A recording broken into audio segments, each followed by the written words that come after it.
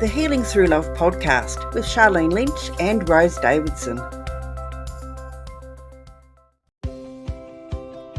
Shelby Avann discusses the different attachment styles that people struggle with during sex and intimacy in episode 92.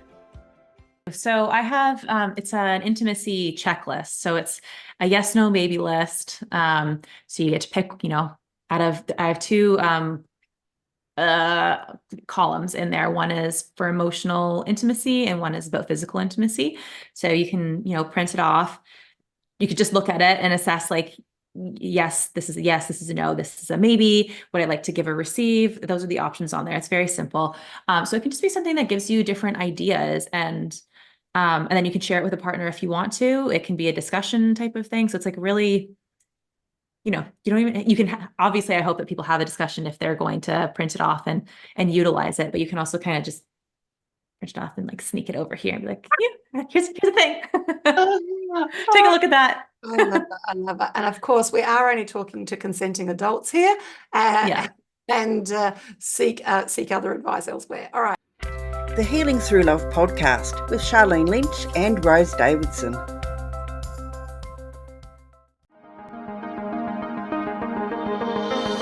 Welcome to another episode of Healing Through Love. Each week, we share ideas, experiences, and resources to increase the awareness of domestic and family violence and to empower survivors to grow and thrive. We talk with experts who share their advice, or with people who have experienced abuse, no matter where they are on their journey. This is all about healing through love. And now, here are your hosts, Sharlene Lynch and Rose Davidson.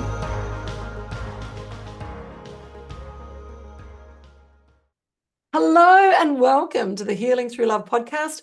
I'm your host, Sharlene Lynch from charlenelynch.com. Healing Through Love is here to help victims and survivors of domestic and family violence find their way back to living a more meaningful and fulfilling life. We interview experts and survivors who share their personal stories and offer advice to those who've experienced abuse no matter where they are on their healing journey. As well as the Healing Through Love podcast, we hold annual Pamper Days here in Adelaide, South Australia for survivors of domestic and family violence. Local businesses come together and pay it forward by providing their services and resources for a day to give our survivors a much needed day of indulgence. Think day spa on steroids. We're looking for organisations and people who have similar values. So get in touch with us if this sounds like a match. I'm pleased to say that in 2023, so last year, Healing Through Love went global and we now have 8 beautiful Pamper Days situated all over the planet. So we're excited to be helping these girls and guiding them forward. Each week we have amazing guests and this week is no different. We have Shelby with us. Now she is a relationship and intimacy coach and Reiki healer. She helps women to create deep emotional intimacy with their relationships, heal codependency and loneliness. Shelby loves bleeding the realms of spirituality and science for her coaching and healing. She is especially passionate about the topic of sex, nervous system regulation and attachment styles and energy. Hello and welcome, Shelby. Hi, thank you. Thank you for the intro. It's lovely to have you here. What led you to sex? Well, I've always actually been very interested in the realm of sex and sexuality, and with the whole cycle of life, to be honest, because what I actually did before going into my coaching was I was an equine midwife. So I brought baby horses into the world and I got to deal with a lot of the birthing side of things. Some of the repro stuff, but where I was actually doing most of my work, it was bringing the babies into the world. So I really, really love doing that. So I love that side of the cycle of reproduction. But then on a personal level, I really, really found it very interesting to learn about sexuality and the empowerment that we could have within letting that sexual energy come up and throughout us, and how sex can be empowering, especially if there's been situations where you felt very disempowered, how we can claim it and take it back. So I really, really liked that was more so like later on that I kind of like really came to that. But I've just always been really interested in the realm, the whole circle of life aspect, I guess. I love that. I love that. Wow. Okay. Well, it's a fact of life, and it is, as you say, it is the circle of life. And for many of our audience, it is a challenge for them. They, the trust is gone for some, and it's hard to get back. It's such a foundational frequency, and also safety. Can we dive into having a look at trust and safety and what that might look like? How we would regain trust and regain safety? Yeah, well, I think so. I think when it's hard because it's so like all this is so delicate type stuff. But so some of what I do, or my base is actually with in attachment theory. So a lot of the ways that we like feel later on in life have to do with attachment style. And so the way that we've grown up and some of the experiences and then like those negative, really, sometimes really bad experiences that could be abusive, can lead to us continuing habits that we know, even though they're not healthy for us later on in life. So we can keep getting ourselves into like troubling situations, which sucks. But until we know the difference, until we know that we can change that, it's like we're kind of stuck in that pattern. So I think just to say, like, once we start to recognize what our attachment is and how our patterns start to affect us, and if we know that we're, like consistently pushing aside our trust in self, then we're going to keep bringing on the same patterns that aren't helpful for us. So the way that we can start to do that is to say like, hey, I'm starting to notice in my body that something's gone awry. I'm feeling anxious. My body, like my stomach's upset. I'm not feeling good. Something's off. Like I can't put my finger on what it is, but something just doesn't feel good to me right now. And starting to listen to that and creating that trust in our intuition and in ourselves, that would be one of the first stepping stones to be able to kind of start to make that shift. And they come in very, very small steps, but they're simple steps, but significant when we're able to actually start to do them. I love that. So it's basically we're saying that it starts with a level of awareness. And the challenge is when we're talking about sex, there's all hormones and everything's going all over the place. And we don't necessarily have that capacity to connect to self whilst we're in the throes of everything that's happening there. Let's face it, our blood runs to different organs. So then I suppose my question is, if we've got an issue with trust and safety, is it good to practice with ourselves to sort of have that opportunity to have the level of awareness so that you get it right when you're with a partner? Yeah. Yes, of course it is. And this is kind of like a journey that I've been going on myself this past year or so, which is to learn what self-consent looks like. So how have I been treating my body? And this doesn't even have to be regarding sex at all. This could be like, am I listening to my body? So today, for example, I noticed that I have not been listening to my hunger. I have not been feeding myself right. And I can feel my energy dipping and changing and different, like my body's having different reactions because I haven't been eating properly. So starting to notice things like that. When it comes to pleasure, starting to notice, how, if you're doing like a self-pleasure session, for example, like what stages do you need to go through to be able to actually allow yourself to feel that pleasure come through? Is the goal actually to orgasm, or is the goal to just explore and find things that are pleasurable for your body?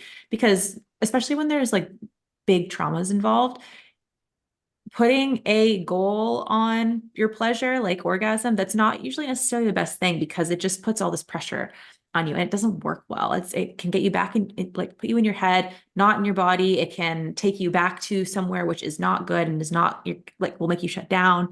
So it's like learning what your body is actually saying to you. So, like some things that I've noticed just for myself is that sometimes I'll just move too fast with myself, or I'll be using like something that's too stimulating. I need something softer. And it's just like, what does my body actually need here?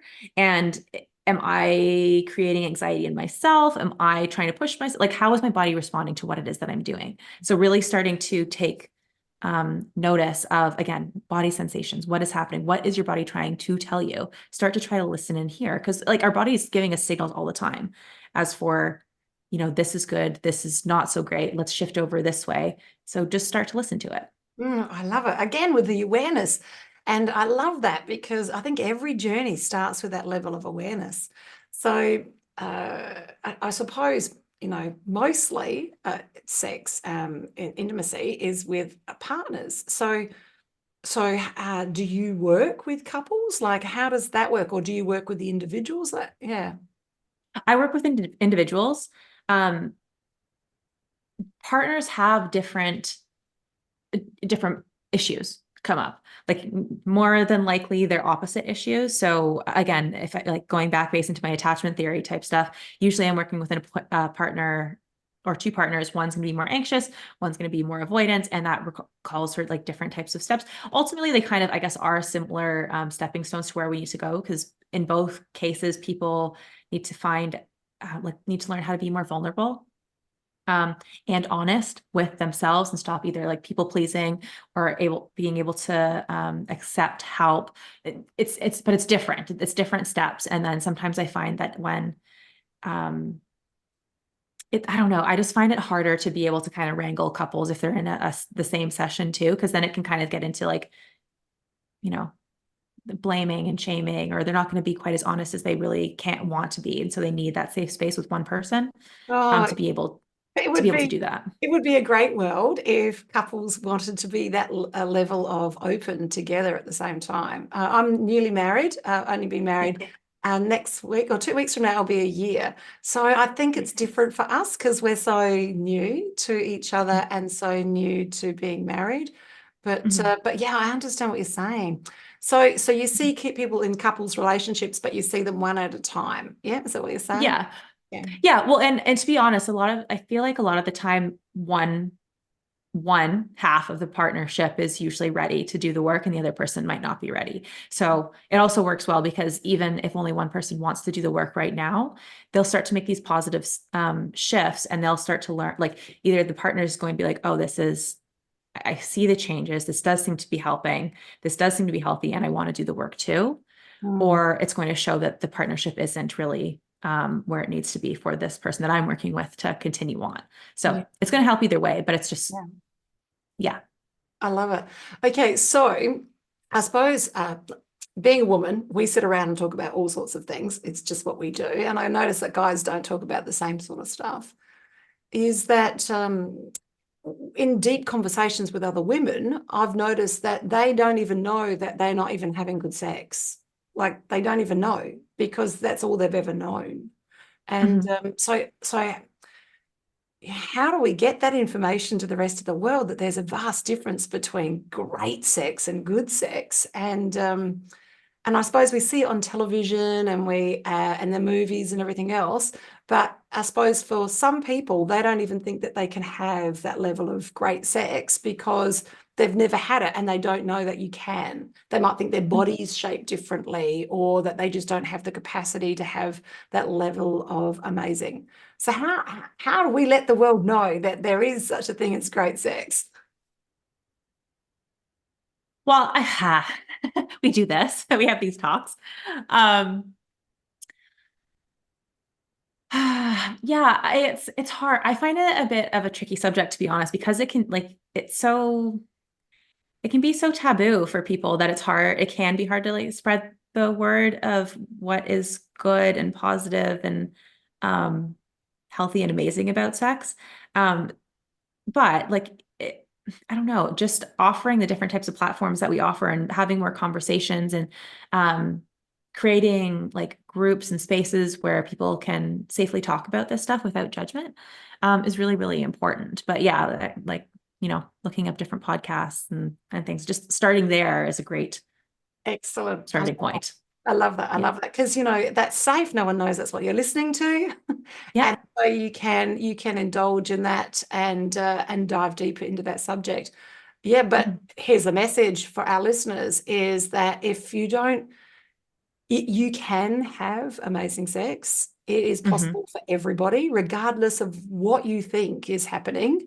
And you know, if you have come from trauma, and you know that I have, and so has Rose, that it is possible to get to the other side and for life to be amazing at the next level and very intimate, and all of your wishes and desires to come true. But you need to work with something like Shelby. It's not something, you can't really read a book and sort this one out. Yeah. And listen to the podcast to create that level of curiosity. But you need to have the beautiful conversations and follow a process like Shelby offers to help you get to that deep intimacy, first of all with yourself, and then obviously with a partner.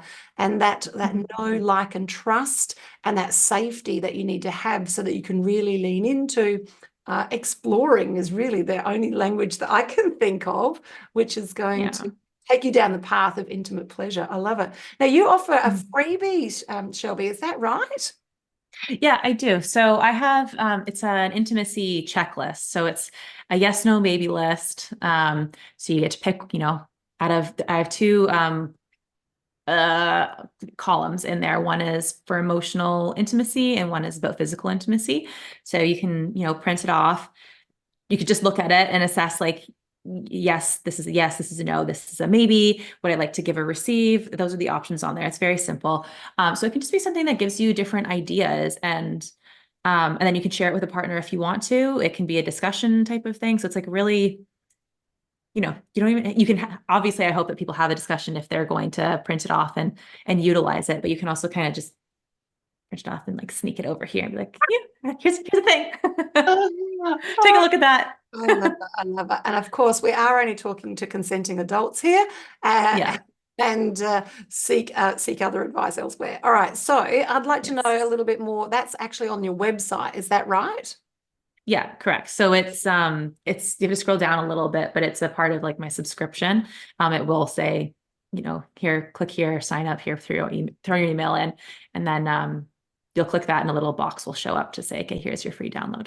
Excellent. Okay. And from my understanding, Shelby, you offer two different techniques of working with you. So one is a one-on-one and the other is a group. Can you maybe talk us through, because out of curiosity, I've done a lot of group work to work through grief and a series of things out the other side, including AA and everything else in between. So I get that, but I'm like, group work for sex. I don't know about that. But like, yeah, well, can you talk about the one-on-one and then talk about the group? I'd just love to know more. Okay. Yeah. So honestly, they're both basically the same type of thing. If it's one-on-one, we can get more specific and deep and intimate with what it is that you want.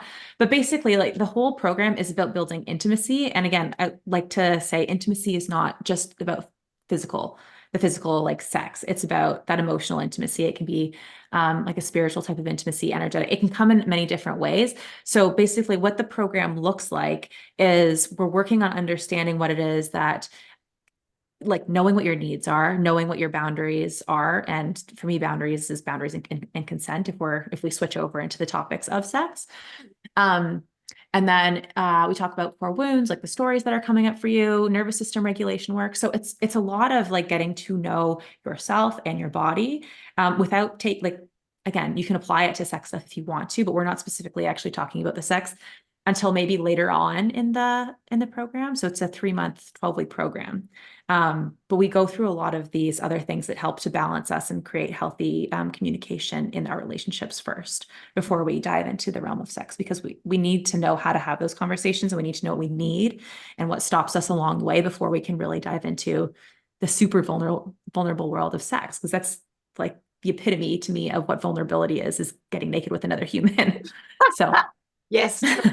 And yet I think of the conversations that I have with my friends over cups of tea, and some of them are very graphic.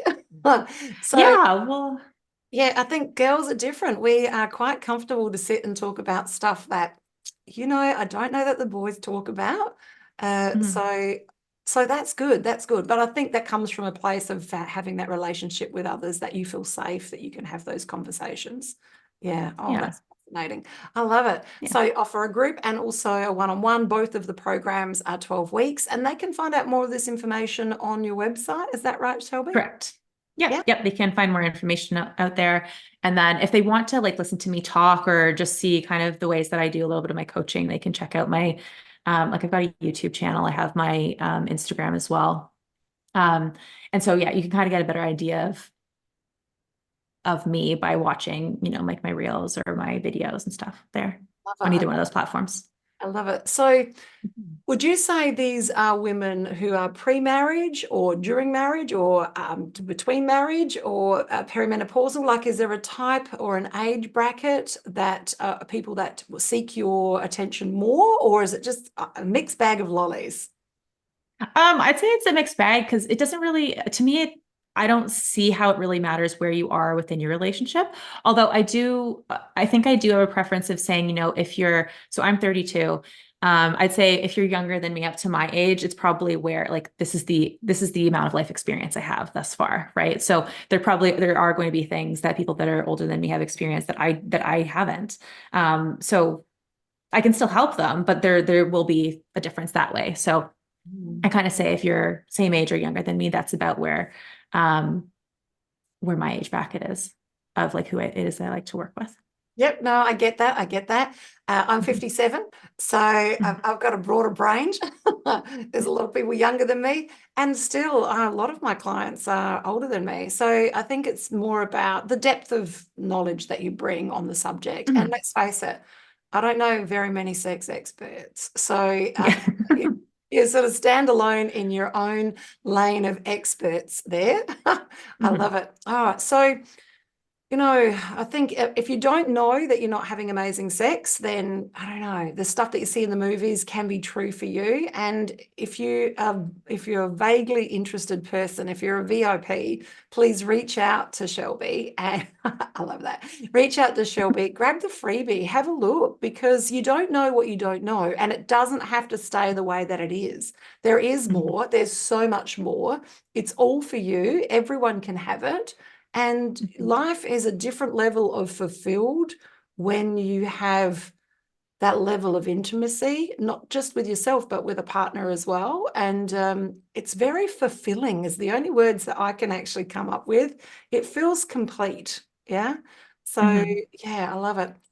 It's very exciting. I'm looking forward to nosing around in some of your stuff there, Shelby, and recommending you to people that I know need your services.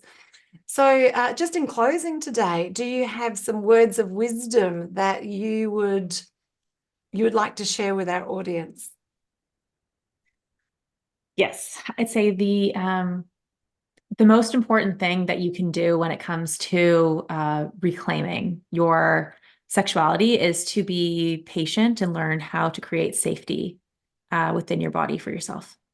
And if you can do that, and then if you can share that with your people that you're intimate with, again, whether that's an actual romantic partner or just people that you have intimate conversations with in your life, that those emotional connections, that creating safety allows for so much growth and healing.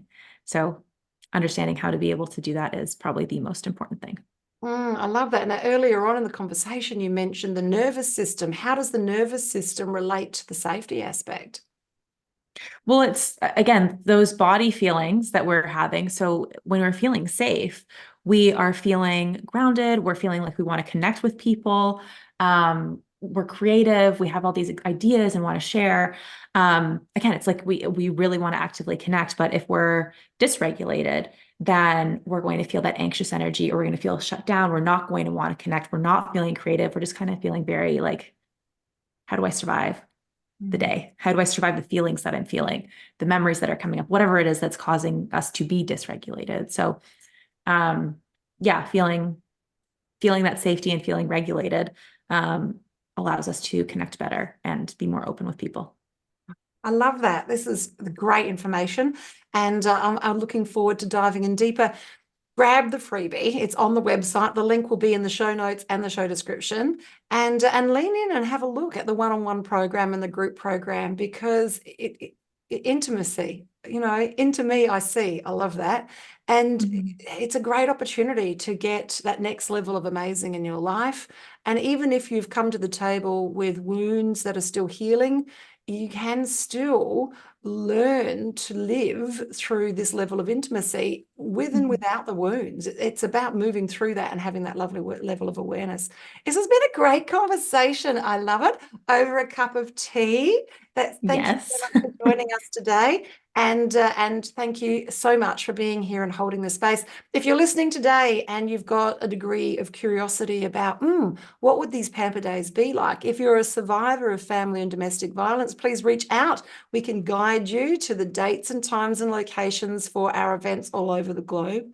And if you're a practitioner and would like to hold the space for these women to heal, it just looks like turning up on the day. We obviously get things organized beforehand, but just for that one day, you donate your time and you do your therapy for free for these women, and it just touches their lives. We've got some beautiful stories of women who've come back the following year as an exhibitor, and they might be doing candles or just doing hand massages, but that interaction they've had at that pampering day has lifted their level of self-esteem and self-worth, that they've decided to break the shackles and move forward and lean into the proximity of the other girls and come back the next year as a hero. It just makes me cry every single time. I love these beautiful stories that are now all over the globe. So reach out to Healing Through Love. We'd love to have a conversation with you. That's a goodbye from me and a goodbye from Shelby.